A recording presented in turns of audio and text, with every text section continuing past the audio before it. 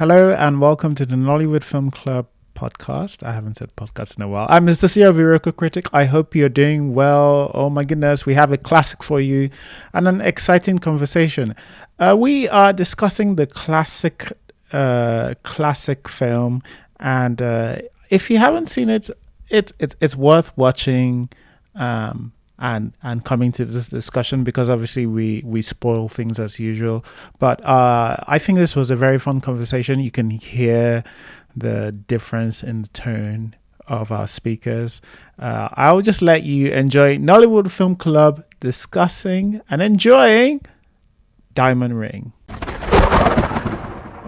going to be an interesting one. Welcome to Nollywood Film Club, where we do discuss Nollywood related topics. Sometimes we discuss films like this Sunday, where we will be discussing a classic in Diamond Ring. A couple of people mentioned it. It was when I was going through the suggestions people had. I asked, the people that follow us, what should we discuss? And Diamond Ring came up a few times, and I upon inspection, the opening sort of message made me feel like, yes, this is one for us.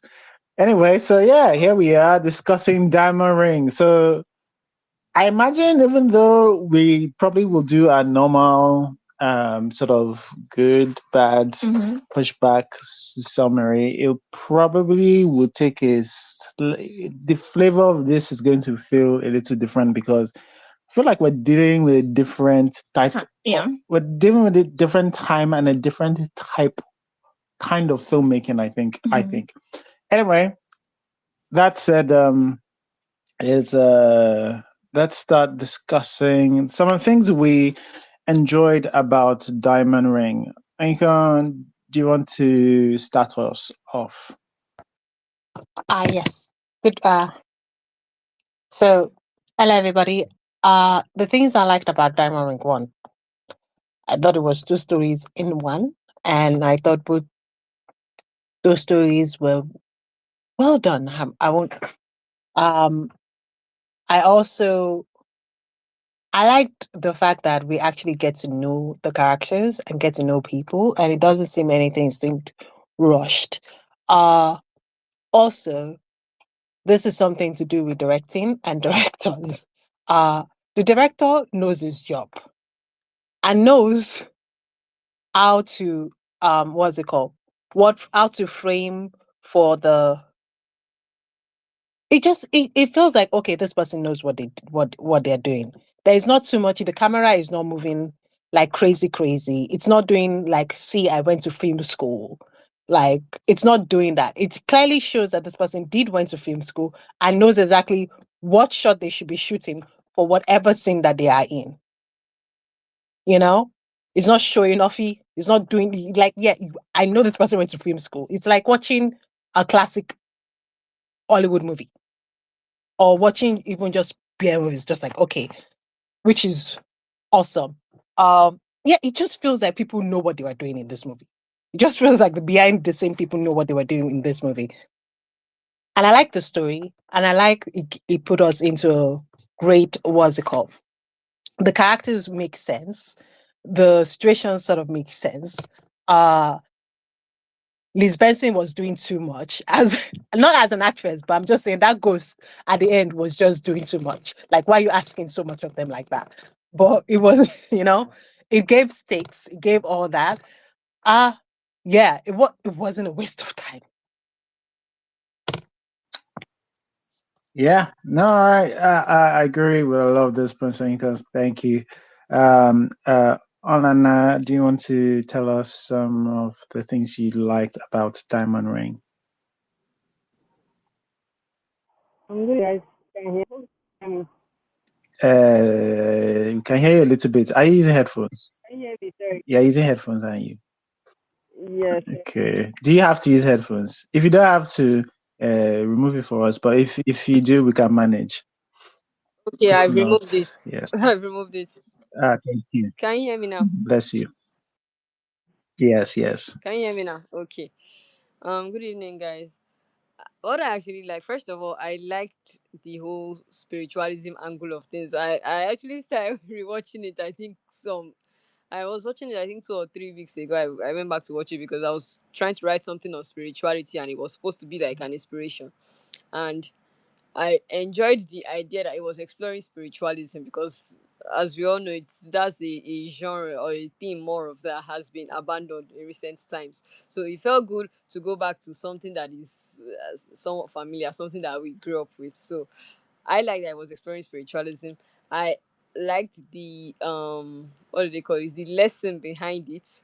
I also liked that once again it felt like when Kansola said it felt like in fact it was two stories in one because the part one was quite different from the part two, and then it picked up in part two for me. It really picked up. I liked the performances. I liked that it was good use of location, of cast, at least in this scenario, when they tell you, okay, they spent money on it, you can see how they spent money on it. He flew to London. They got white people that can act to the glory of God. This was in 1998. They could find white people that could act. I don't know what they are looking for these days. There are more white people in the world today, and they still can't find the ones that can act. So there are three whole white people in this movie. It wasn't one, so you know that they did cast for like they looked for one or two. There were three white people in this movie at least, and each of the white people didn't seem like they just threw them on the scene. I was like, just act white. So yeah, I like that the cast could act. I liked the way they went from one place to the other, and then it was just once you pass one hurdle, there was another one in front and another one in front, and each of the hurdles didn't seem like they just threw it there to further the story. That was another thing I enjoyed. I like that everything that came up on the story was things that you could see that it was making sense. Okay, I could see how we would end up in this place. And yes, you could, they were trying to push you further, but it didn't seem like it was created in a vacuum. So I like that even though they were just adding another hurdle, each of the hurdles made sense in the way they were applied. And I like that they used there was good use of suspense. I like that even though to some extent it was supposed to be a scary thing, there were sprinkles of comedy here and there, like in the at the end when the whole grave scene happened and all that. So yeah, there were a lot of things to like about this movie, but yeah, those are the things I can recall for now. Yes, yes. Very much well said on. I agree with a lot of that as well. All right, Elizabeth, you want to tell some of the things you liked about Diamond Ring? Yes. So, like you said, it is like this. The format is going to be slightly different because when I want to talk about what I liked, but at the same time, I feel like I need to talk about the structure of this thing. I first watched it in 98 when it actually came out.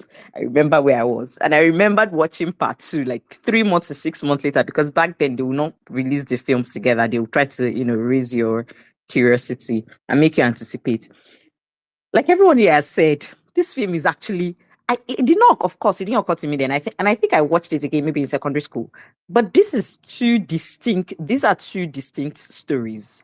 Part one could be standalone uni type film, right? On its own uni type. It's not exactly didactic, it's not like that. But you can see that there is a message in there, but they're not exactly like in your face, explaining why you shouldn't be a baki. But it was a uni type film, a young 15 years old, you're releasing your sheltered child to go to and again, for that time, for that time, there was I don't know how old people are in this call, but there was a lot of stories of, cultism was actually rife, and it peaked, I think, around that 06, but between 96 to, from 95 to that, exactly a decade, there was madness going on in Nigerian unis and on campus. And then the second film is an Odyssey type kind of film. It's like a journey film, where our protagonist had to get something. So there is a stake. It didn't occur until I started watching these are two films. They could actually even stand alone and you still not be lost. But I like the fact that, I don't know if it's experiment. I don't know if he planned it, but that was actually something good. So half of Twitter has told us that, old Nollywood is based upon nostalgia. And they could have been right though, but watching this again with fresh eyes, discovering things I probably didn't see when I was younger. And I really like it. I find that it starts interesting. The first scene in the first movie was basically the last scene in that same movie. So it started us off from the last scene, of course, and then they give us give us all we need to know about. Let's talk about Teju Babyface. Gosh, it's for a 16 years old. That was an actor with reels. I was just opening my mouth watching him because I'm like, we have all those young boys on YouTube where all these Chidi, Abichike, Kinikon that looks like, you have to beat them on the head before they act nice. This guy was raising up the campus. First scene, he was drinking when he was in school. He was drinking Five Alive, telling people that Federal Republic said that you will die if you smoke. And he went to go and meet some final year babes, pulled one of them and said, "Come and dance with me." Of course, probably started out, off humor, but I love the way the friendship between him and Bimbo Akintola's character, which incidentally was named Bimbo, went off. I really like his characterization. And you can see that even when his roommate was pestering him to join, he didn't join just because, he wanted to join. His motivation was clear. He liked, he's friends with Bimbo, but he also likes that enough for him to think that, what, he had gone to the visit, this thing didn't work. Maybe if I really actually join these guys, maybe I'll be able to help Bimbo. And another thing, I love the consistency in, how his character grew to from that. He wasn't a young, doe-eyed boy, like confused. He wasn't confused. He was very convicted in his I don't want to drink, I don't want to do this. They didn't just show us him just bring pressure. He knew why he joined. And even after he joined, there was still a bit of consistency. And another thing I really liked, you can say that he cared for Bimbo. After buying car for her, and then she now died on top again. Guys, this is something that living in bondage too could not do. I'm so sorry. I would have really liked for Bimbo to be alive and then marry when he's grown because he planned to marry. But I like that the writer killed her. And of course, that's sad. But the writer killed her because that's a consequence of his action. Buying her the car. Of course, they didn't exactly link it, but he was the one that bought her the car that had the accident. So that is his own punishment in quote, apart from the fact that he's already sick. I really like because this could have been a romantic film, but for those meddling cult boys, they didn't agree, they didn't allow it to be. So the acting was good. I really like RMD's acting here. We be talking last week, we talked about bad films, and somehow RMD was the number all the bad films that were just bad. But here, he acted well. Everyone was acting off. I love the sets. You can see that Tade Ogidan loves his sets, even though the quality of this film was really bad. You can see that the sets were setting, like Olana mentioned, the Spence film. And there was some nasty ass camera work in there. I don't know if anybody noticed. That first scene when they were going to show us Teju Babyface face on his mom, the camera came from facing Bimbo. Sorry, what's that mommy's name that his son was? Buki Ajayi. The camera was facing Buki Ajayi. Then it did a turn, panned on Teju Baby's face. And then it did a wide.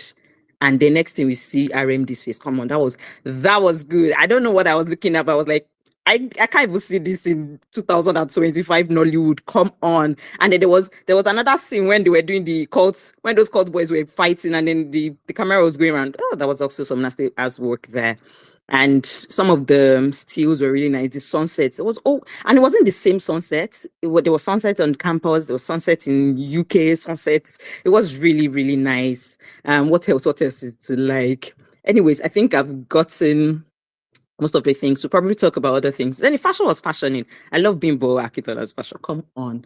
The baggy shirt. 1998 fashion was going off. Even Teju Babyface dressing was really nice. Everything just, yeah, for me, for now. And then I like the humor in part two. The part two was also funny, and the old journey Odyssey thing was really good. The stakes, anticipation, that was nice for me. Thank you.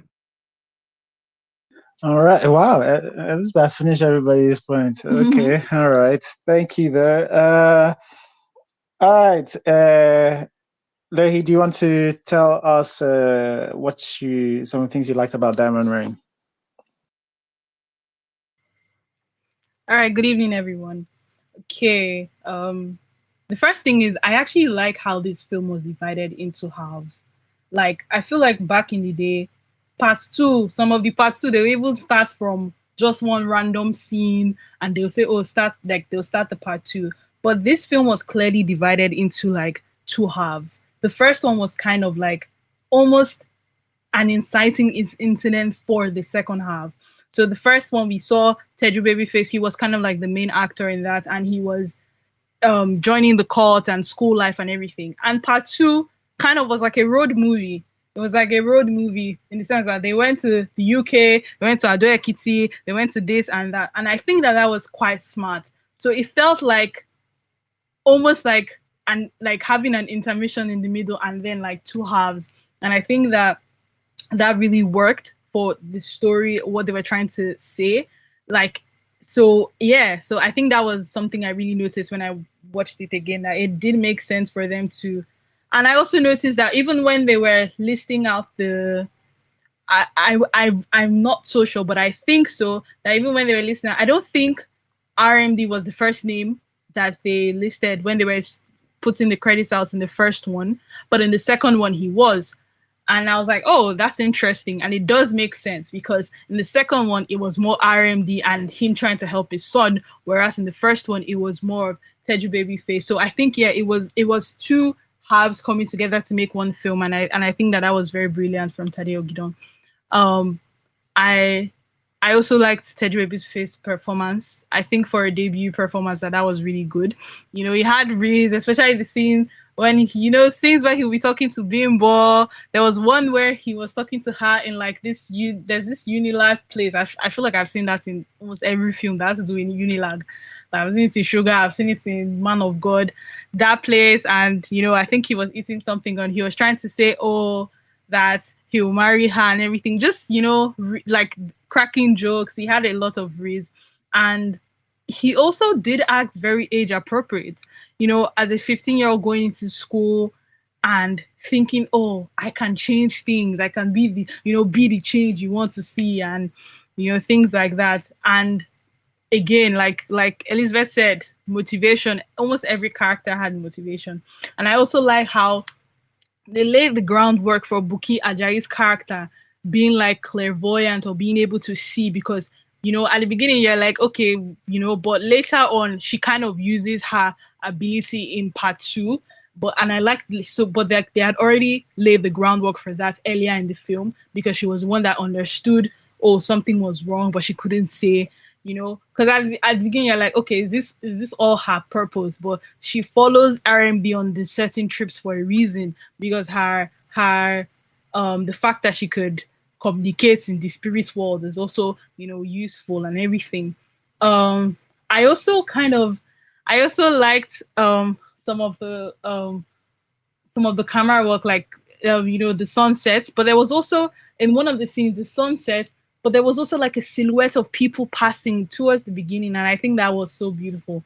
I feel like like we don't even get some of those today, and I think that was really good. And there was a particular scene where like there was like a Mexican standoff between like two of the cult people, and one guy shot the other guy, just to reveal that the guy's gone, that, oh, he actually did shoot, both of them died in the end. That I think that was also really smart. um I think it's I really get scared when there are a lot of white people in Nollywood films, because sometimes I feel like they get like Hollywood rejects and they end up like not performing well. But these ones actually did quite well. From the guy who the guy who gave the ring to his ex and all of that. That guy was actually quite good.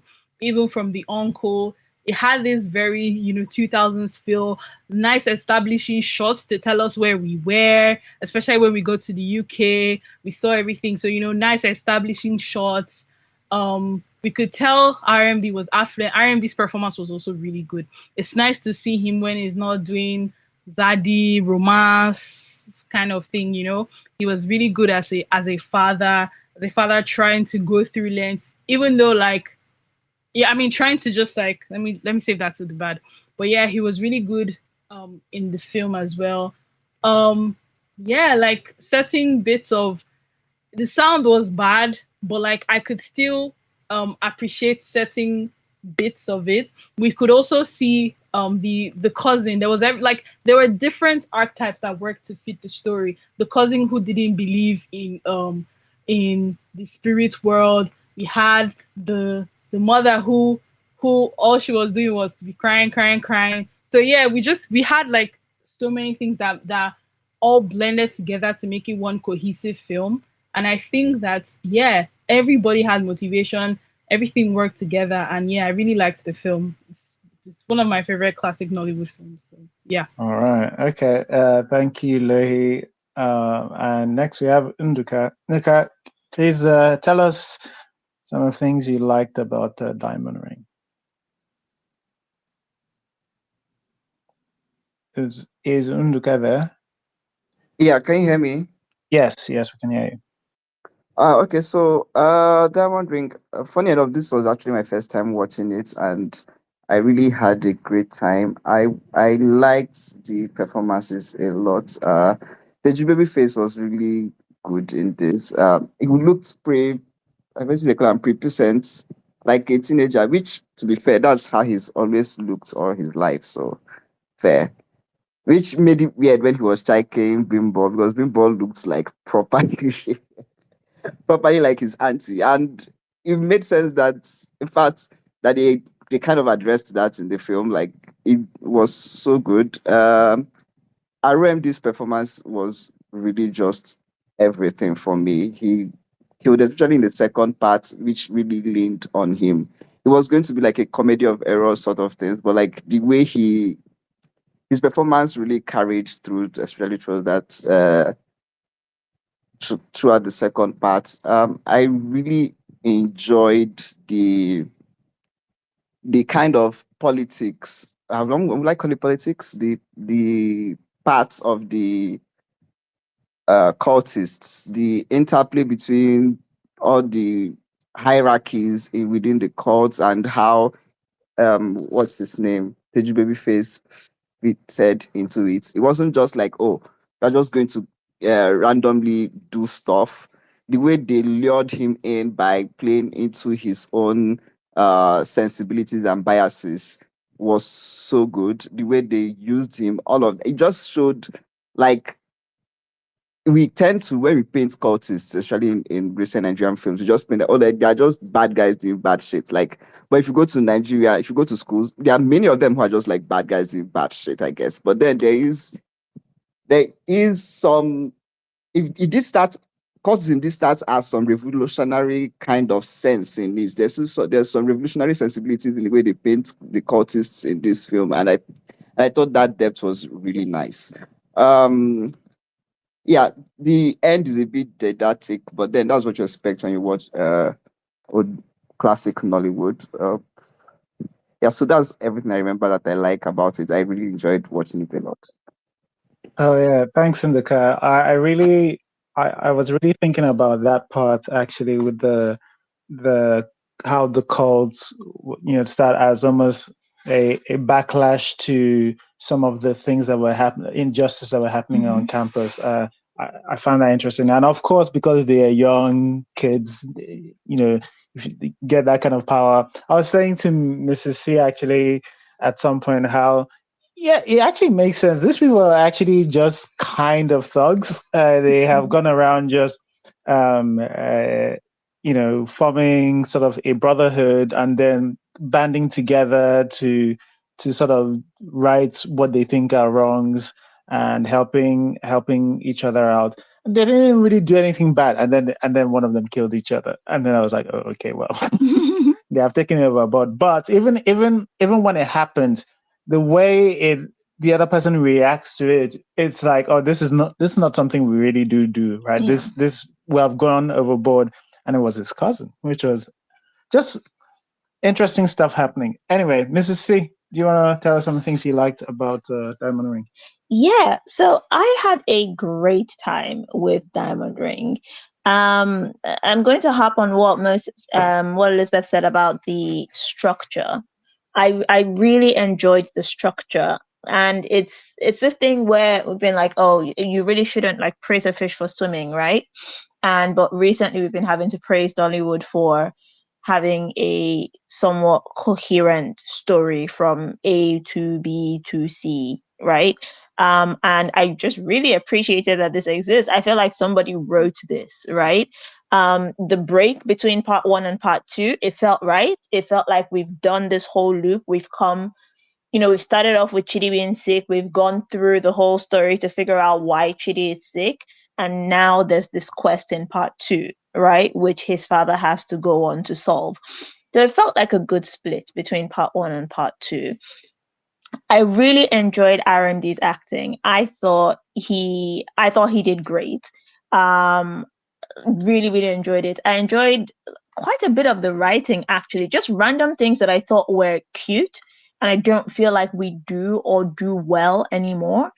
I think when he was calling the VC to, try and get him to sign for his son and something like that. And that guy in his office that was just like, stop. I can't remember exactly the phrasing. I can't remember the VC's name. Let's say John, right? It's like, stop pleading with John, he's a rascal.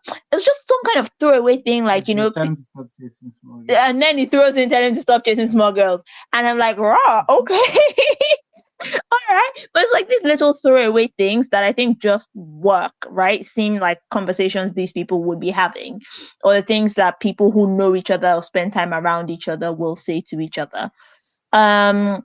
What else? I think there was this thing when Chidi stood up that he was going to the loo and RMD lost his temper and like, there's no loo in this house. I've told you it's toilet. I thought that made complete sense. I really enjoyed that there. And just like, yeah, these people are frustrated. They're at their wits' end. I am here calling their toilet loo. Like, get out of here. So yeah, there were like quite just a few little bits of writing that I thought were just interesting. Or when they walked into the house, when they were in the house of the ghost children, right? And the daughter walks in and it's like, is this not chief? This thing, yeah. I love your political party with a passion.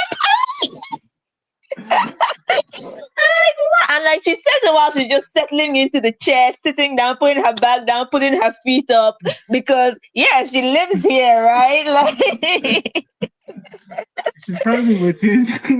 She's just waiting for an opportunity to tell one of them to your face. It's just like, yeah, there were like just so many bits of conversation that just seemed, and I did really enjoy Teju Babyface's character. I was like, yeah, this boy does have a lot of words for someone so young. And he just, yeah, he did seem very much like a child hanging around adults, right? In that kind of way. It did seem he was there in the club with his Five Alive. He was there drinking his Five Alive like, oh, my mother would throw a fit if she saw me out this late. And like, they give him the cigarette. He's like, do you know that the Ministry of Health? And I said, shut up. And then the guy says, shut up. And he's like, all right, do you boo? And he moves on. It's like, okay, if you want here, I'm just going to move on with my life. But like, yeah, it really works for me. A lot of the pieces of dialogue, his character, I really enjoyed. His whole shtick with Bimbo, I'm like, Bimbo, don't be a pedo. But but you know what? No, I can't even hate on the way they handled it as well. I like, you know what? Fair. All right, whatever. He seemed really adorable. He's an adorable little brother. I like that they didn't just make him. It did seem consistent, the reason why he joined a cult, right? It seemed consistent with his character. It didn't seem very out of it, which is kind of why I think the ghost was an asshole, among other reasons, but I'll get to her later. But yeah, like, all in all, I did enjoy. Oh, also, yes, they went to London, right? I appreciate them being in London. Because baby, do you remember the film? What was the film? 7th of the 3rd. No, it wasn't 7th of the 3rd. The film that they allegedly went to London, but she was driving on the streets of Lagos, and they put one fake Oyibo there. Wasn't that 7th of the 3rd? No, it's That's not 7th of the 3rd. Wale Ojo and Yes. I forgot the title. No, that's not. Oh, no. Oh, the one on Prime. Yes, the one on Prime. Yeah, that one. I started gaslighting myself to that. Maybe they're actually in London. No, but anyway. These guys went to London, right?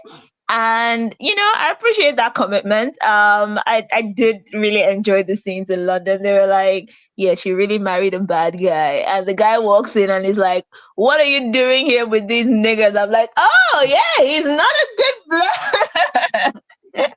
Just sprinkle some racism. Let's know that she really married The a hardest eyes ever. I'm like, okay. Honestly, and when he went back, when he told the guy, next time I'm in London, don't look me, I'll look you up. And I'm thinking, don't look me up, don't look me up. No, absolutely not. But I don't know, man. I felt like there was a bit of thought put into the whys, right, of the things characters were doing, which we don't get a lot of these days. And I really appreciated that. And I felt like a number of times when somebody was giving a response, I've said the thing and then someone else says it. Or I'm asking a question and somebody else is asking it. I'm like, oh yeah, you are actually thinking about why is this character doing this? Why is this character saying this? And yeah, I really appreciated that.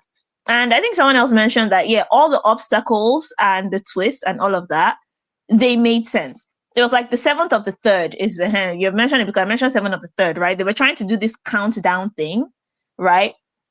But they really failed at doing this countdown thing because they didn't give me any urgency. You don't explain to me why time is passing.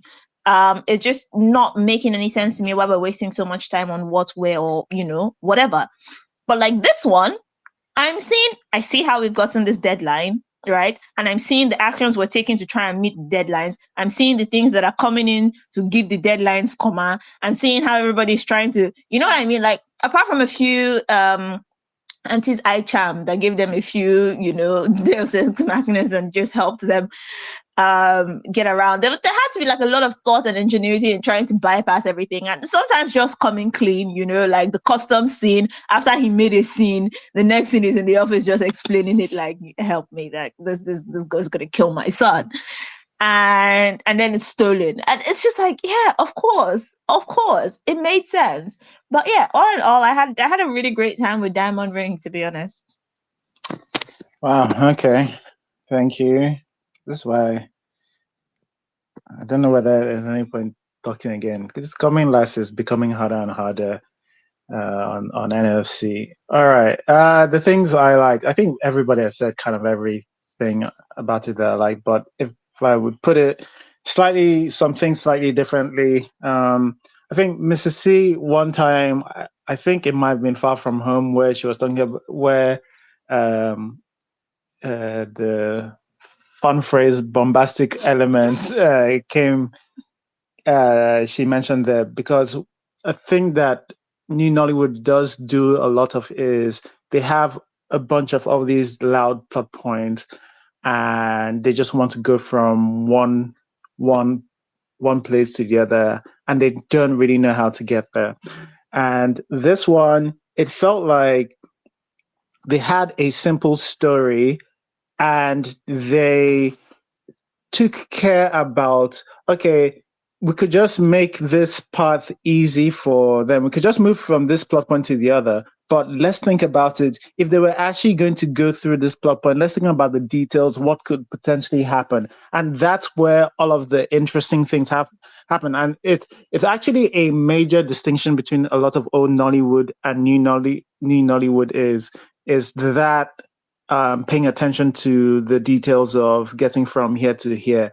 And it shows also in a lot of the sort of character arcs or the character development. So if you look at Chidi's character, when Chidi goes into campus as this young person, he's young, he's confident because his father is rich, of course, and he is brilliant. That's why he got in there. But he's also a nerd, and he's also much younger and inexperienced than everybody else. So what is going to get him to change? What is going to get him to move an inch to the right? And it's not just because, it's not just because, join the cult because power or anything. He doesn't care about that. They get him in through, they get him in through this relationship he has, and it's born out of him trying to help his friend, which is great because now you kind of want to root from him for him because remember what he's going to do, well, what he's going to be part of, right? And then just because he becomes part of a cult, it's still grounded in the character he is because he's not that kind of guy. He doesn't want to do a lot of bad things. He just really got into this um, to to help his friends, and now he's forced to do. Well, he's being pushed to do some things that he wouldn't like, but they're not. They haven't turned him.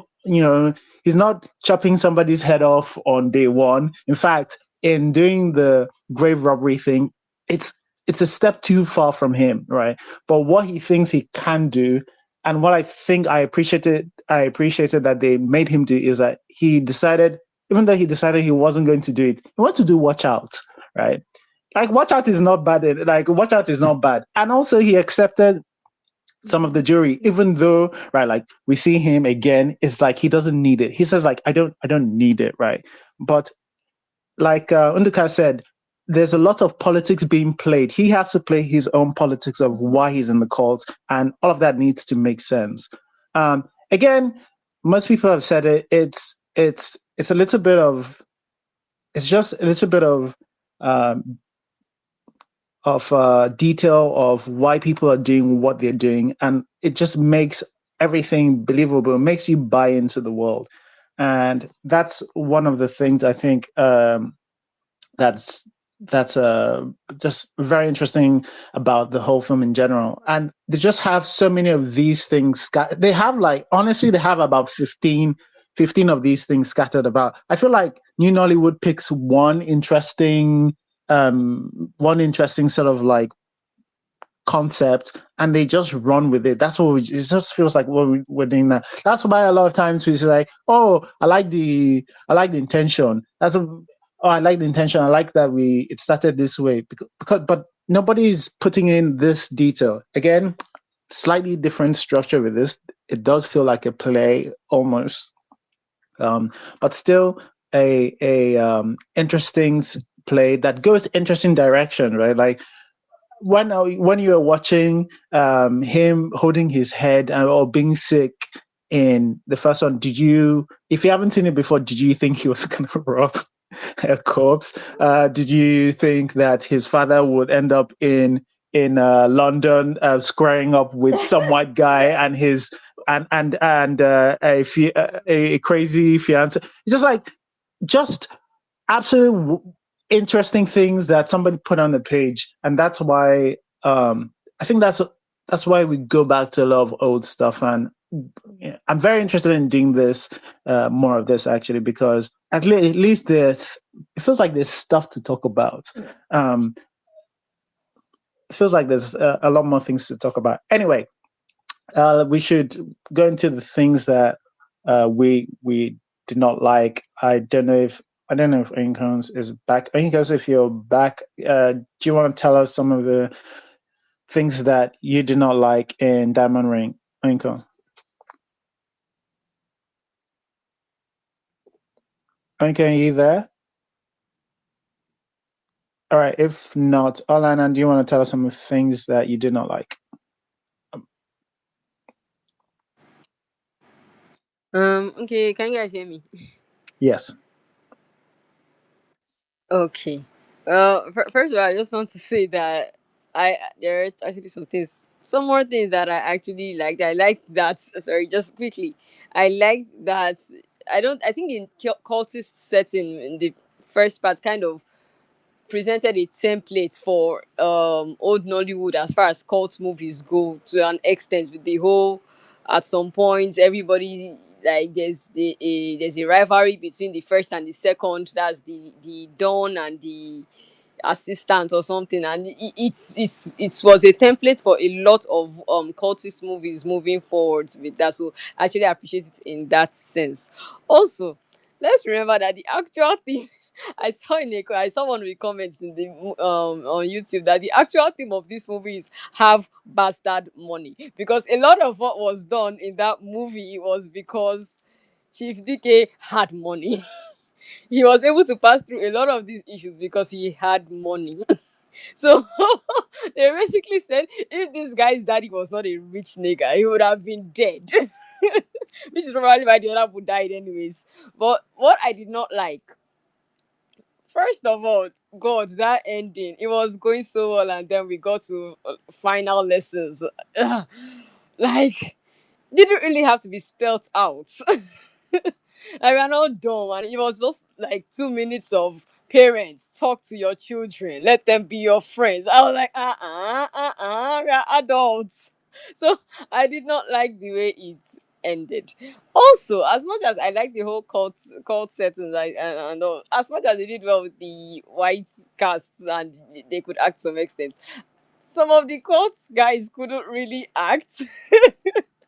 So they were saying things and I was just laughing because they sounded like they were trying to imitate some 90s rappers or whatever, and it was just giving, I didn't like the line delivery to some extent. It was like the scene where the assistant captain, I think the light skinned guy, was trying to shoot that other guy that was his friend, and the guy was like, I did it for you. I was like, what is going on? So I did not like the line delivery to some extent, and that's probably why I prefer the part two to the part one to some extent, because the line delivery in the part two was so much better than in the part one. So yeah, I think off the top of my head, those are the things I didn't like. Wow. Okay. Thanks. Thanks, Alana. Elizabeth, do you want to tell us some of the things you didn't like?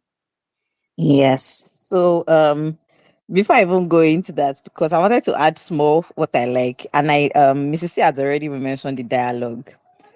The dialogue was so consistent. That's why I really liked it. Like it was natural, some of the words, and then I was trying to pick up on what were the slangs that they were using in school then, but you can hear it. So that's that. And for them speaking like rappers, please, that was basically all what everybody did in the 90s or 2000s. They probably thought they were Americans. What I did not like, number one, let's talk about that shitty ass ghost. Apart from the fact that they poured powder on her head, and she just appears out of nowhere and she's like, you that you did stake out, you are the one I'll take it out on. Like, babes, like really, like babes, what's going on? Like, free this guy now. You can see he's dying. As in, every time she appeared on my screen, I was like, wait, this woman scared me to death in '98. If she appears in front of me right now, I'm going to punch her in the face. That's one. And then another thing I didn't like is, of all the characters there, Chidi's mom was the only character that felt like a throwaway character. Like every person there felt like they had a purpose, from even the senator friends to his brother to everyone seemed to like serve a purpose on the entire thing. But she just felt like a character that was just there. Sometimes we remember she's there because she's just tending to Chidi's character. And half of the time, I realized that the reason why I can actually point this out now is because the reason I probably don't have so much bad. And then it's easy to pick up on the characters that, felt like they are throwaway. So yeah, that's it for me, what I didn't like. And that's apart from the quality that is not so good again. But technically everything's sense. All right. Thanks, Elizabeth. Nika, do you want to tell us some of the things that you did not like about Diamond Ring?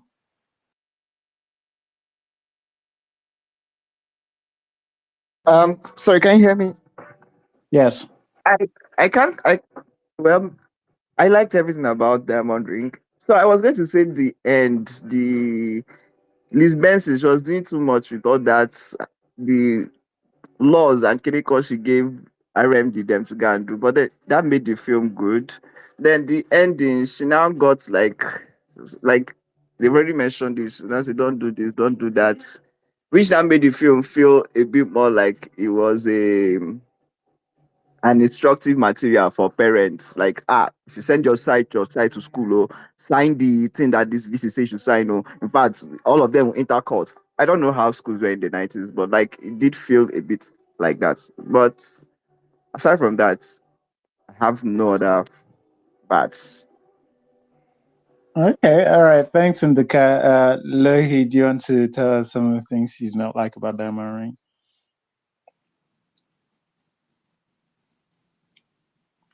Lohi there? We can't. I think she posted the message saying that she should tell her when it's time for her to speak. She can't hear anything. Wow. Somebody should post for. Okay. All right. Let me tell you, it's time. Or I don't know how. I don't know. I don't know how we be doing this. With there we go. Whether we hear herself is another thing. Oh wow. Can anyone else hear her? Can anyone else hear her? Nope. This is Elon Musk's fault. Yeah. Hello. Sorry, Inko. Elon Musk don't want you to speak today. Yeah. You need to. This is you need to tell him 5 things you did last week. You achieved. Bullet points. All right. Okay. Unfortunately, we can't hear either Dohi or Inko. Mr. C, do you want to tell us some of the things you did not like? I don't know. I feel like I don't know if it's the same person that wrote the film that wrote the moral lesson from the ghost at the end of it. Because yeah, I think that was probably, pardon me, I think that was most likely what I liked the least about it. I think I've just decided that the ghost was not a good person. And that's okay. You don't have to be a good person to be a ghost. I've just decided the ghost was a terrible person. I've said she was an asshole because a little bit of grave robbing, light grave robbing, right? Light grave robbing, and here you are. You send them on quest, they've come back and you're like, one more thing. Ma'am, extend the timeline, no. Right? Same timeline, get it done. Although it was a banger of a line when they were like, hey, my son Murphy and his friends were not the guys who stole your coffin. And she's like, yeah, they're in hell with me. You don't expect them to go do it. Mom, why'd you kill them then? But yeah, anyway, I think that, that little lecture at the end on, parents, know your children and spend time with them, and money is not love and this is not that and all of that. And I was like, this is inconsistent with how he ended up here. I don't think it wasn't shown to be a lack of care or lack of attention or lack of home training that brought him there. In some ways, actually, I think it was his home training that kind of led him to this point. And he did try to do things the right way and go to the VC and got rebuffed by the VC, which then put him in that state of, helplessness. I get that he decided to join the cult. So I was like, your message is not really tying up with how we got here in the first place. And if you're giving us like a dumb reason, if you hadn't given me such a compelling reason for him joining the cult, right? Obviously, still joining the cult was dumb, right? But you showed me step by step how somebody who comes from a good home and has, good enough values to, he is out, he is clubbing, but he's drinking something age appropriate and he's able to reject a cigarette and he's able to conduct himself amongst older people while still having fun, being able to turn things down. If you give me a step-by-step reason on how he ends up in a cult, right, without, him lacking home training or whatever, and then at the end of the film, you lecture me on home training, it felt like the Prince of Thieves guy's lecture at the end, to be honest, because, she was complaining about her own children, right?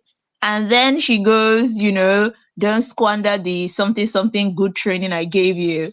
Ma'am, your children suck too. You say you gave them good training and then just having a go at these other people who were like, yeah, I don't know. I feel like there was really I feel like they really wanted to tell that lesson and give parents that advice, but you've put it in the mouth of somebody who you've also shown as having shitty children for some reason, and then you've also have it come through a young man who does not obviously have bad home training and is not obviously badly behaved, just a bit cheeky, but with with good intentions anyway. So yeah, that ending bit was, but yeah. All right. Thanks, Mr. C. Oh, I thought Lily was back up. Yeah, acceptable. All right. So the things I did not like. So I don't know. It would be interesting. Indica's on here. It would be interesting in this, but like for what I thought was an Igbo family, I don't think any of them was Igbo, were Igbo. Yeah. Yeah, it Shola, Teju, Babyface, RMD. RMD, and I don't know about I don't the know. daughter. Yeah, I don't know about the daughter, but yeah, and so it's not like they did but a terrible job. I don't know whether Shola was meant to be Igbo. Maybe she married into Igbo, but there was a lot of you know. It's funny. I was watching the Adam Modaji. This I said I was watching. It was playing in the background, and I was like, "Oh, Shola has been playing consent mother for quite a long time, almost 30 years now, and she obviously those mannerisms are difficult to shed off, but yeah, I kind of agree with Elizabeth that she didn't. Her character was one of the few ones that just felt like an add-on. I think there was a little something she did towards the end, which uh, was be another obstacle by carrying Yes. Chidi to the teaching hospital, which was I know RMD does say RMD says after you know what we've been into, and I really felt that as like, no, for real though, like you guys know what. Why are you carrying? Yeah. All right. Okay. But you know, she was trying to be on top of things. If they had given, I don't know. I felt like all they showed from her was she was crying and stuff. If they had given maybe her like a character where she doesn't quite believe in this or something, might have made sense for her to do the hospital thing instead. But yeah, that was my the big thing about this though in general for me is just, and it's that with same a lot of old Nollywood movie. You put a lot of people speak about the ghost at the end just giving the lecture, and I actually don't mind that. I actually find that a little cute. It was of the time. Another thing that is of the time, but just does not work for me is the fat. There's so much, and it's like this in a lot of old Nollywood. It's just there's so much fat. There's still fat in new Nollywood, by the way. But in terms of, because there are a lot of interesting plot points. Do I need to see the car coming out and going back in for 30? Do I need to see for 30 seconds? Do I? I mean, there's so much of all this little parts. I don't know, maybe it's 2025 and just I'm less patient. Maybe back then, especially when you are really watching an hour and a half and then an hour and a half back then, maybe it's easier to digest and everything. But we have a lot of that going on.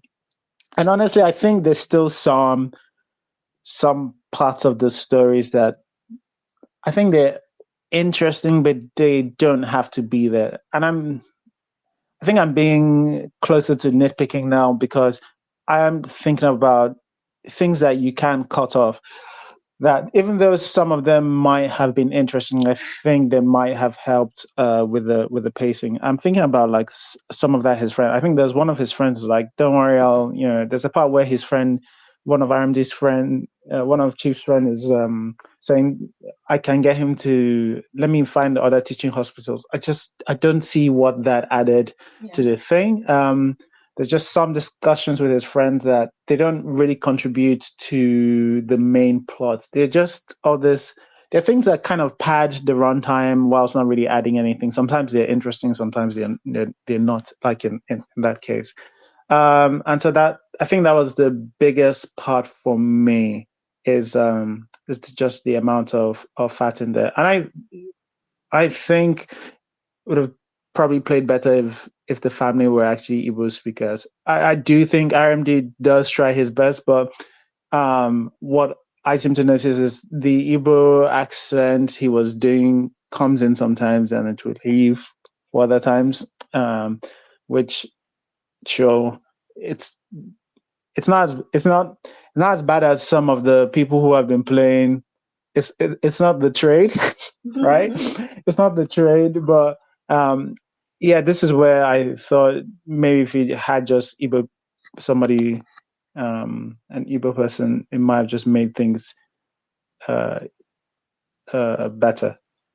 or like flow better, or just change it to Yoruba family. I don't know. I don't know why it had to be an Igbo family. Okay, but I think those were my main things. It's just a fats thing, and just some of the representation. All right. Do people have any pushbacks? I want to defend the ghost. I want to defend Liz Benson, the ghost. Yes, she was scary. Exactly, she scared you. That's her job, Elizabeth. She scared you with her powdery face. I love. Do you know what? Like, I find it so interesting that the way that thing is shot. Obviously, they shoot her from. They always shoot her from low, and to give you the sense that she's floating, and there's always fan on her, like strong fan on her, which probably contributed to the bad audio, bad sound from her. I absolutely enjoyed the concept of her, and Mrs. C has both criticized her, but she's also taken the other part of it. Like, for me, she was an asshole. She is absolutely an asshole of a person, and even if she's a hypocrite, she can be a hypocrite and an asshole. That's fine. I love that. I love that she killed everybody. If you think about it, she killed everybody and left one person to do the job of returning her stuff. Like, that is a brilliant ghost. That is a queen. Somebody that made sure that all the people who robbed her grave were going to die, except the one person who she was going to give the opportunity to bring her stuff back. How about Bimbo? Bimbo said that if she finds out he's in court, she will report him. She took the car. She said she took his car. She took the car. He's in court and the ghost killed her. She knew. She did not know. No, she did not know. She did not know. She said, "My father is in court. I'll report him to his parents." No, she says she said at some point, no, he's up to something. I'm sure he's up to something. I'm sure he's joined a cult, and he said, is not saying. If I find out he has joined cult, I will report him to his parents. She knew something Why was she up. have to die? Man, that cult boys money. But I think this was a thing about having consequences. Having consequences. I really enjoyed it. All right, there are quite a few hands up. I think Elizabeth's hand I saw go up first. Elizabeth, do you want to? Oh yes, sorry. Yeah, I wanted to say that actually have like I don't know.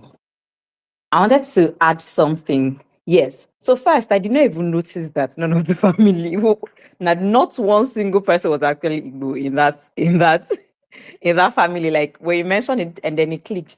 But I guess back then it wasn't exactly something that I think people pay attention to, because Igbo films, which really just morphed into like the English films, were a thing, right? So it would, I don't know if that was the reason or not, but it would make sense that he made a film and just made the protagonists Igbo people, right? So maybe not. Then, the thing about this film that I keep thinking about is that the way you're describing Bimbo, I like that. You know, when Mrs. C said that she should not be a pedophile, I was actually, because I couldn't remember if they had something, but I knew that he had like mad crush on her, and I was like, I hope it holds up. Not the one that's in 2025. I find out that maybe something, but I like the relationship because she knew he had a crush on her. They are friends eventually, and even when he was giving her card, like, you're like a sister to me. Even though sometimes he tries to remind her that when they are grown, he'll marry her, and she just just laughs it off. I liked how they treated that with care. And for 1998, because I would have assumed that this is one of those things that they don't used to care about, because there are plenty of films back then that you see a 16 years old carrying a load from the village to go and marry a 28 years old man that is working in a bank. So this felt like this felt different. And I know I mentioned the part of my good, but I'm going to say it again. This film did something that Living in Bondage 2 couldn't do. They did not have the heart to kill Jidekene's wife, Abigail friend. What do you mean? Kill that girl. And another one was it Afamefuna. I will always mention that. They did not have the balls to make Afamefuna kill his friend from before. Like, I don't know what it is with our writing now that seems like we are holding back. And she died. It will tug at one. It's tug at heartstrings. Two, everybody, we have learned our lesson. We don't even need the didactic goals to come and tell us, please watch your child, don't do bad things. Like, you know not to do bad things, because the consequence is that people closest to you are going to be the one that will bear the brunt of it. So yeah, lesson in storytelling, have the balls to actually tell the story the way you. So what, people are going to be sad the character that let the character died. At least now we're all going to be sad. Are going to be like, Chidi, you killed Bimbo. I mean, yeah. So that's it mostly for me. Thanks for this, but I have to add. Oh god, I know this is pushback, but I did remember one thing that I absolutely loved about this, and it was that I love that Chidi was trying to help Bimbo get a good grade, and Bimbo had no ambition of getting good grades. Bimbo just wanted to like pass and marry. That was Bimbo's ambition. That and the way it hit him when he found out that my guy she was, because she the way this they deliver this information as well is amazing, because she's excited to tell him that, oh, he gave me 40%, and she's so happy, like, because now she has hit the goal, because usually it's 5%. And Chidi, a first class student, I imagine, is like, what the hell? 40%? Why are you jumping for 40%? What the hell? And then he walked out on her. I really like that scene. He just walked out on her.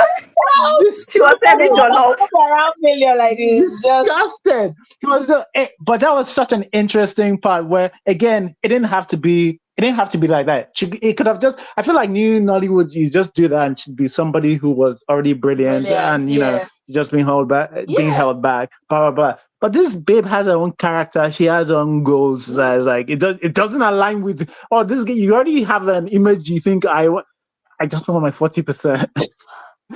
I found that super interesting. All right. That was a very realistically done character, actually. The whole I just want to pass and get married. It's amazing, but you find a lot of people with that mindset in school. So it was a very realistic character. Yeah, absolutely love that.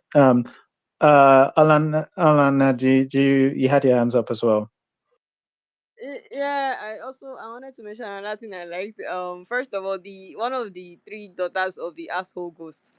One of the three children of the asshole ghost, the daughter. First of all, I liked her fit. It was such a nice fit. Well, I liked that line she delivered. When what's his name? When RMD's character mentions,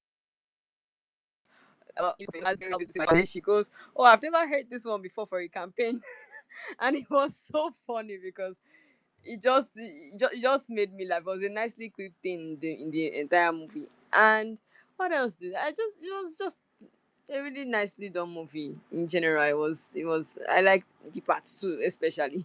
So yeah, that's what I wanted to say. I probably forgot what I wanted to say, but yeah, that's just okay. Thanks, Alan. Lehi, I think you're back. I don't know whether you can hear us or whether you can speak.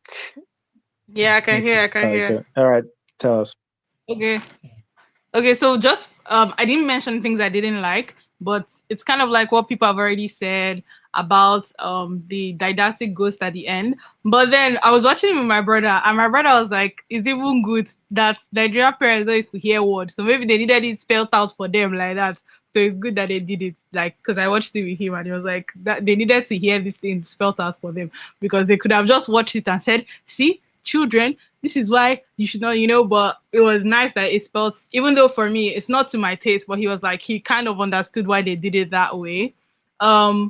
Also, Mr. C, you said something about they could have done without the scene with the guy saying teaching hospital, but I disagree, because I felt like that was kind of foreshadowing later when they now took the son to the teaching hospital. So I think that was I I agree with the general. Oh, there was some part that could have been better. I don't think that that scene was essentially useless.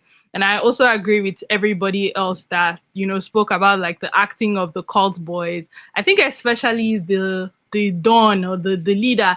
I there's something I call like I don't know, sometimes, especially in Nollywood, when there's this authoritative figure, they always have this good ultimate search anchor voice. Like they want to evict somebody from good ultimate. Like it's always very, oh, you are here, but like, and I think that that's what the guy was trying to do. That it didn't work. He was trying to force the baritone, trying to force and I think that's what hindered his performance. Him and the deputy as well, they weren't very good. I think Lamy, I think his name was Lamy. Yeah, he was actually quite good. But what else? Yes, another thing that I forgot to say that I liked that some things just don't change. Custom in 1998 is still custom here. Like it's just so fascinating. Like I was watching with my mom and she was just like 1998 though, some things that cannot change. Custom, police, 1998 or 2046. Like it's almost like it will always remain the same. And I like that. And immediately the ring got missing. My mom said somebody has stolen this thing. The fact that you can just tell, it just felt very like these films felt more lived in, felt more Nigerian, felt more. You cannot go and say that this film feels like a Hollywood acquired, derivative film. It felt very. This is something you see happening. Especially as the cleaner, she denied it. Oh, she denied it until they started, trying to search. The way she lied, those are the small small things that I really liked. Or even just the other guy that double crossed his oga because he said, my wife just gave birth to twins, so I want the money. These are actual like things that actually happen, and those small small small small things that I really enjoyed in it. So yeah. All right. Thanks, Larry. Ndika. Yeah, I forgot what I was going to say, but thank God she just spoke because me, I have pushed back against what she just said against those cultists. Because I think personally that the cultist guy, the Don guy, was good. Because here's my argument. When he started, he said something like, welcome to our, he always calls that call something XG. That same delivery. So I thought the first time, this guy must not be serious with the way he's saying this thing. But he said it again 5 times consistently without laughing. And I'm like, you know what? That's a dedicated actor to continuously saying that thing that same way. And he made me laugh and he didn't laugh. Perfect. I love him. I even love the other guy, the guy that was fighting him, the one that everybody says is such a bad actor. I thought he was great too because, like, he looked good in that shirt. Everything about this good film was good. I'm sorry, I don't have any pushbacks. I have another pushback against Mr. C when you said the RMD's accent. I thought RMD's accent was actually good. He's a rich Igbo man, probably went to school abroad, came back. Like the accent, he nailed it better than many people who want to play wealthy Igbo people are playing today. Like even the small, and there are some smaller intonations that I hear casually, and I'm like, okay, wow, RMD is really good at this. Even Buki Ajayi, just she spoke English only most of the times, but it's just there are some smaller inflections that I liked. The Yoruba actors playing Igbo actors, they were good. I don't know much about Shola Shabuwale here because mostly she just spends the time in exclamations. But like I feel like the deliveries were really good on my own part. Thank you. All right. Thanks, Ndika. Well, that's there we go. You have another perspective on that. I do think that, when I mentioned RMD, I remember to mention that I thought the subtlety he played with a lot of the accents were good. I just think that sometimes he sounded very much like RMD, and then sometimes he remembered that he was RMD playing an Igbo chief. It felt like that's what it's just in the disappearing and the appearing of the accent, which is fine. It was just it's a nitpick, but I think it just under the umbrella of my it might have all of this worked better if you just had Igbo actors, and it doesn't really change anything for me in how the film plays out. But yeah, Elizabeth, do you want to tell us what do you have another pushback? So not exactly pushback, but somehow, like that, it's being didactic, yes. But I also wanted to say that home videos for 98, home videos were like mostly our form of entertainment. One, two. We're also talking about a time where, let's be sincere, for those that grew up around that time, parents really did not care where their children were. Even as you are young, you feel come out house in the morning. No, like we had no phones. We're just writing letters.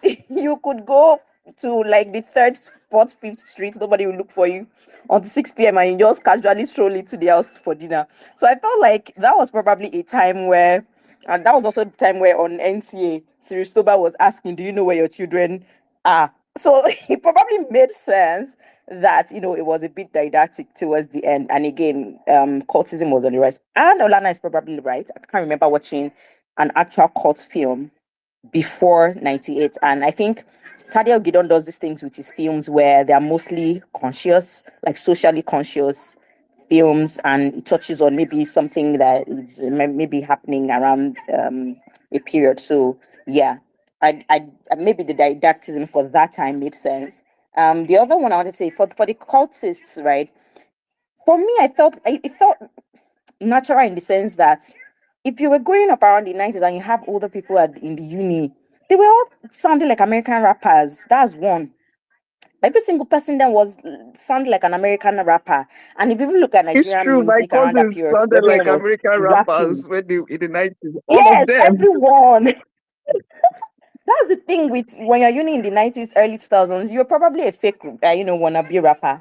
And everyone was sounding like that. And if you look at even history of our Afrobeat, around that period was when everybody was trying to like Idris Remedy, everybody's just trying to rap American style. So yeah, it was in tandem. And I think the Capone and the other person, I've seen them act so much. The Capone himself, he still does some African Magic series. He's older now. And the deputy guy, the light skinned one, I remember then he was also on one of those TV shows, Yeah, Sweet and Sour. he was It in a was on lot of Sweet things and in the Sour. early 2000s. Yeah, it was in. And they are also they were stage theater guys and mostly people. So I feel like it just felt like they picked lag people, come and cuckoo act cultists. If, oh, that's not the first depiction of cultism, sorry. There was Amaka Igwe's, that one with Ego Boyo. Can't remember the name now. I think Checkmate. I think that was the first time I saw. So that was like 94, 90. But anyways, it's not exactly like a pushback, but I felt like for the time, it felt like in tandem. All right. No, thanks. Oh yeah, what I wanted to do, Oh, God. I wanted to agree with Elizabeth. I wanted to agree with Elizabeth's idea of actually killing someone that matters, like kill them off. It's such a vital part of stories to me a lot of times. Just that little spice of tragedy. Kill off someone who matters. Preferably someone who the audience actually connects to, like in this case, Bimbo. There's nothing wrong with killing that person. And it's actually a very bold move that I don't know why. Like, we must not do happily ever after. Nollywood, please. It's okay to kill off those important people too. Absolutely. Okay. All right. Shall we do summaries? Let's give a quick summary of what we felt of Diamond Ring. And before we do that, let me read Incon's bad. She said she did not like the way they wrote the mother. Like, why would the mother be resistant to child taken away from the hospital? I feel the advice at the end simplifies compelling issues the movie presented. Yeah. Oh, by the way, it's you know what? I do want to talk a little bit about this issue at the end, where I think aside from them putting, I think Mrs. C is right that sometimes the messenger the message came from might make the message even murkier to understand. But I think what this film was trying to present was the the child who has rich parents who the parents feel like they've provided for the child in every way, but in terms of that care of day-to-day care and making sure that the person that your child is sort of doing the right things, quote unquote, um, was not there. I think because a lot of what RMD is if you look listen to the beginning, a lot of what RMD is proud of is just like, oh, I can send him here, I can send him there, I can do it. It's all about his money, and that is a lot of his character is. I have money, it can be done, and I think the film was trying to present there is more than just providing things for your child aside from money. Again, maybe the ghost at the end makes that message murky, but I did want to say that. Um, anyway, now we can do now we can do a summary. I think Alan, you are first. Please tell us, give us your summary for Diamond Ring. Alan, are you there? Okay, Elizabeth. Yes, I'm Oh, here. I'm here actually. Sorry. I'm Miss here. Rapture. My summary, it was a good movie. The protagonists were protagonisting the antagonists. God, man, she was annoying in the right sort of way. She really antagonized. So it was a good movie. The characters were well done. I really enjoyed it. I like that they broke down two different stories and they merged them into one.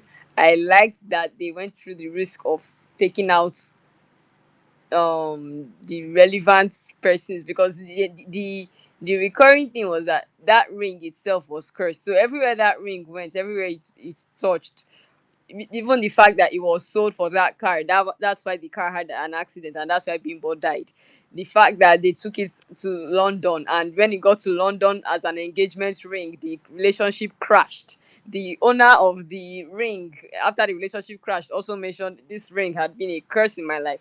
They brought it back. It's because of that ring they held back R&D. It's because of that ring that when they were coming back from Ado Ekiti, the car kept crashing. So the consistency that the ring itself was bad luck was something that carried on throughout the movie. So yeah, it was well done, and everything was used properly. Thank you. Yeah, that's a very good point. Thanks, Alan. And Elizabeth, do you want to give us your summary? Okay, so my summary is this is a coming of age film, at least the first one. I enjoyed watching it. I was actually skeptical. I was like, hey, I beg, before one of our classic won't hold up and they'd be like, see, we told you it's the nostalgia.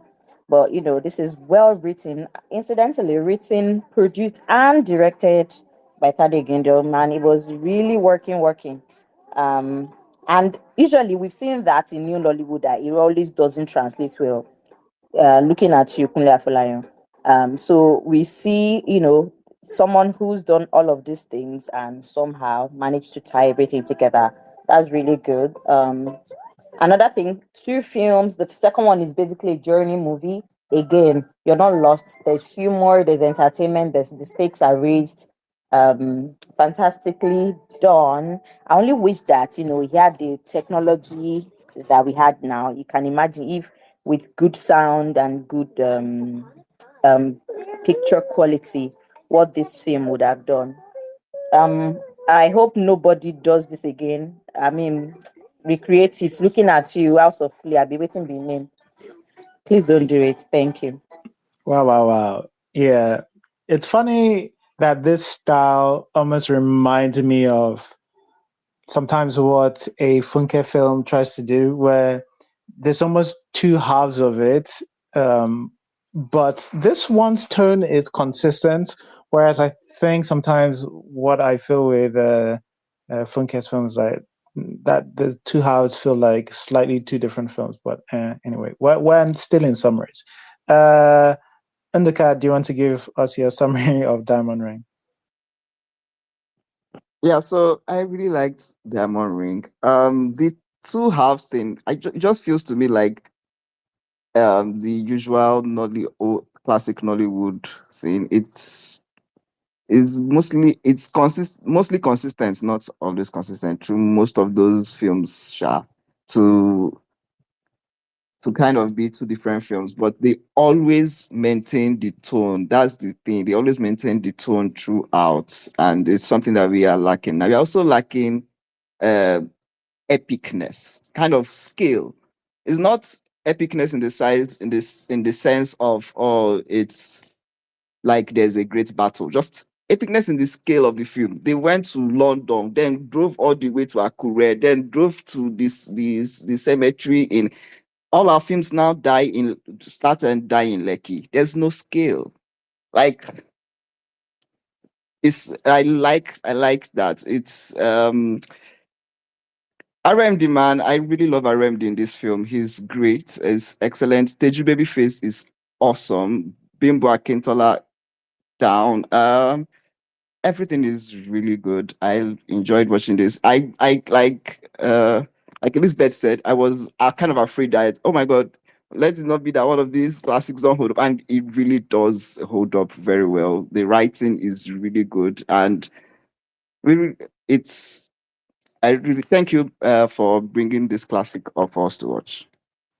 Ah, my God! It's the first time somebody's saying thanking me. Oh my God! This is beautiful to see. No, no. I actually, Nduka, I'm so glad he mentioned this because it was actually a note I wrote on my thing that I somehow forgot to mention in the good. I actually wrote the word for word. I lie you not is scale of an epic.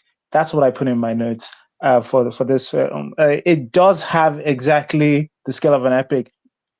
The campus film with so many characters inside, and then like Indika mentioned, go to London. Even though I think all those interior shots were still in Nigeria, but they traveled and they took some. I don't even know whether they traveled or they got stock photos. I believe they traveled. I think because I think I think they used sets, or they were in London for that, but it was a set for the interior. You it's can just because see like the indoor just looked so much like it don't look like it. You will get a Nigerian to make the set in the UK, but you can see that, even to the front, there's something about the picture, the clearness of the picture in a way Nigeria would not have looked, at least for the front door ish. I have a feeling some guerrilla style filmmaking was going on when they reached London for some of those train shots and all of that. But yeah, who's to know how exactly they did? But yes, this thing about the scale of the film, I think it really does hold up. Thank you, Ndika. Lohi. Yeah, so I'm glad I recommended this film when you put out. I just want to shameless plug. I was part of the people who voted for Diamond Ring, and I'm glad that at least like everyone enjoyed it. It's one of my favorite classic Nollywood films. This, Violated, Mortal Inheritance. Those are like my top three. So yeah, hopefully we can continue this and we can watch the other two. But yeah, it's a really great film, great performances. It does hold up, even as everyone has said, even the relationship between Bimbo and Teju Babyface, like even till now, how it was addressed, it's the fact that this film was released like a couple of months before I was born, and for it to still stand the test of time is just very telling. I wanted to say something. Yes, and I do think they did go to London. I was watching with my mom and she actually Googled how much like a ticket to London was back in 1998 and it was around like 30K or so. So she was like, oh, that it's possible that they did go to London if they were able to. That time Naira was not that bad. So it's possible that they did go to I think they did. But yeah, I'm glad everyone enjoyed it. It's yeah, it's one of Tade Ogidan. I'm a huge fan. So I'm glad that that his work is appreciated. At least it's nice to talk about something good on the space, for a change. So yeah, that's my summary. I recommend. Thank you, Lohi. Lloyd did not also mention she watched it for the first time because she told me on the timeline that she I watched watched it for for the the first first time time last last year. year. Oh, Okay. All right. No, that thanks, Lehi, for the being one of the people who recommended. we will. I think we'll have to look more into the classics. It's just actually kind of fun to talk about, and it's good to know that sometimes when we saying this doesn't work for us in the future, that there is something that we can, because like sometimes in fact I'm remembering some what kept me a video uh where somebody said it's that we're too nostalgic for old Nollywood movies. They're probably in the early Dika stage where they think it's just hype old Nollywood movies. But there's definitely a lot more to it. Mrs. C, do you want to give us your summary of Diamond Ring? Yeah, in summary, I really enjoyed Diamond Ring. It was a really good time, an interesting story. Most of the performances were good, and yeah, I had fun, and not in a bad way. Also, just a side note that I didn't mention, and I don't know what times we mentioned it, but I do remember that by the end of part one, I was saying Chidi gotta die. Just accept your L. Take your L and die, because we all know that Chidi cannot drink water and drop cup in that house again going forward. Especially after his daddy did that full quest. It's all over for Chidi. He will not drink water and drop cup. But yeah, all in all, I had a really great time, and it has made me a little more interested in going back to the classics as well. So I don't know, we'll see. It's funny when we were watching Mrs. C mention Chidi should just die, and because he's not going to hear what again. I was like, yeah, imagine Chidi attending a funeral, one of the family funeral. They would tell him, "Hey, stay at home, don't worry." Before you, Something from the pod. Lord, he can't attend another funeral again. To be honest, all right, but yeah, my summary for Diamond Ring was a lot of fun. I enjoyed a lot of the way the plot develops. That was my favorite thing about it.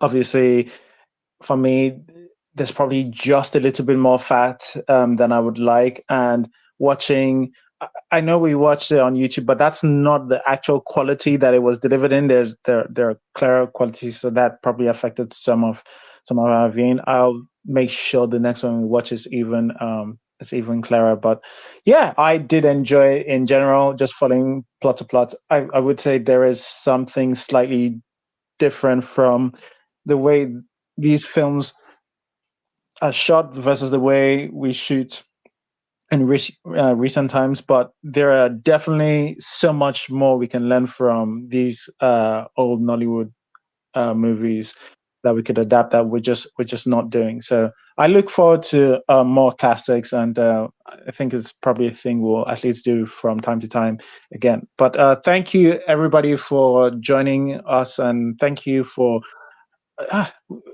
give you 3 hours assignments, and you guys turned up. Thank you guys again, and we'll see you next week, Sunday 6 p.m. What? Bye-bye. Bye. Bye. Thanks for listening to the episode. If you enjoyed listening and would like to join live, just follow us on Twitter at Iroko Critic and join us every Sunday 6 p.m. West African time on our spaces.